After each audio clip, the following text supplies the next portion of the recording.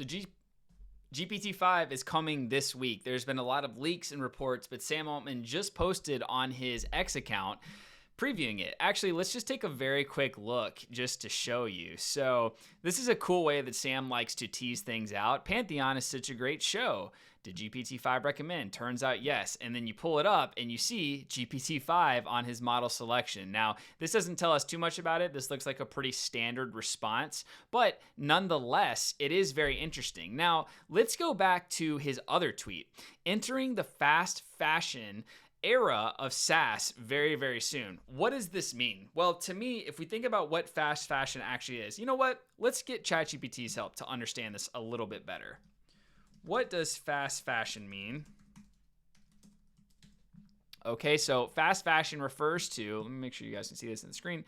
So fast fashion refers to, that looks really blurry for you. I'll just read it for you. So fast fashion refers to the business model in the clothing industry that focuses on rapidly producing high volumes of trendy, inexpensive garments to meet consumer demand. The key features of fast fashion are speed, low cost, high turnover, environmental and ethical impact.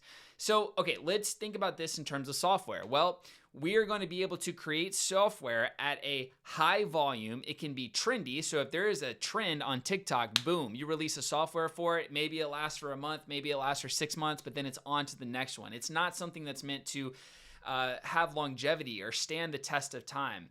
This is weird, right? Like, do we like this? Do we not like this? Don't we want our software to be powerful, to be really high quality? I mean, at the end of the day, when I think about it, my first thought when I saw this as someone that's currently developing a software was terror and horror. I'm like, oh my God, anyone's going to be able to put out software. It's going to put us out of business, blah, blah, blah.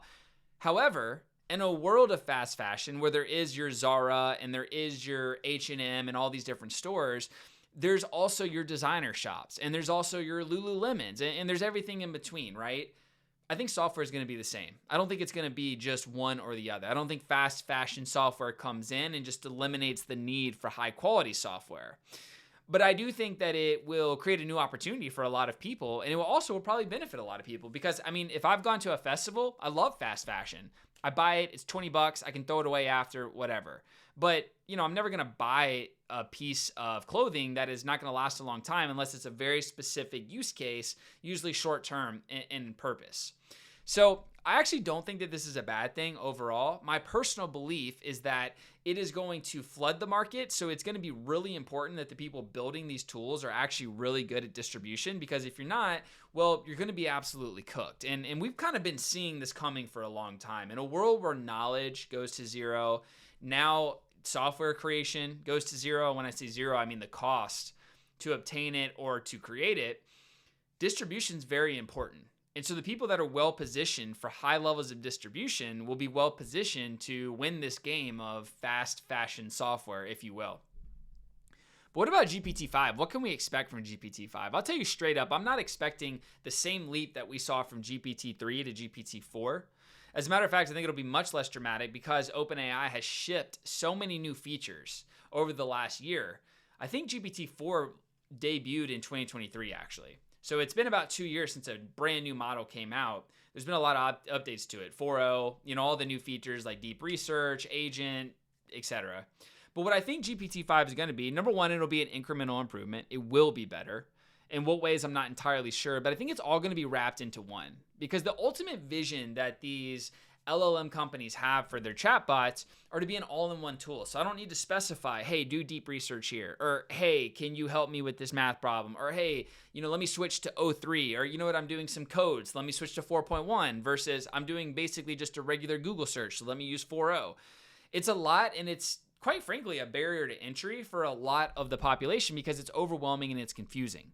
So my prediction is that all of these will be wrapped into one, and based on your query, the LLM, ChatGPT, will use reasoning to understand which way to attack this prompt, which method to use to get the desired result. So if I say, hey, Chat, can you go ahead and find, I'll give you an example. I'm looking for screens for my house, but they have to be specific sizes and they have to be adjustable.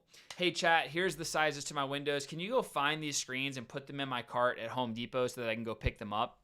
that would be agent. Or, hey, chat, I'm dealing with this weird medical side effect and I'm taking this, this, and this. Can you pull some research reports and just understand what could potentially be causing this? What's the culprit behind this?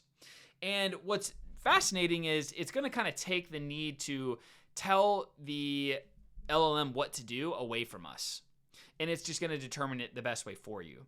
So a couple of things is we are no longer going to have to switch between a bunch of different models. We're not going to have to worry about all these different feature sets. It's just going to be done for us. But we're also going to be able to have the ability, I'm assuming this is through Codex, which is OpenAI's kind of like coding platform. We're also going to have the ability to have an idea, spit it out into the real world almost overnight, strictly through a prompt. And that's crazy. And that's going to change the world dramatically. What happens in a world where the cost to develop software is zero for everyone around the world? Well, we get an exponential amount of software, and most of it will be junk, but some of it will be really good. And it's going to be really interesting to see who takes advantage and how this plays out. Personally, I'm bullish for GPT-5. I've been using O3 Pro, and it's incredible. Fast fashion software, I'm not so sure about it, but we'll see what happens. And by the way, if you are looking to use AI a little bit better or you want to understand it more, subscribe to my channel because that's what this is all about. Helping non-engineers, non-technical background, or if you do have a technical background even, just understand how to use these tools a little bit better. That's the main goal here. So like, subscribe, leave a comment if you have any questions. I try to answer them on the recordings. And I look forward to seeing you guys in the next one. Thanks for your time today.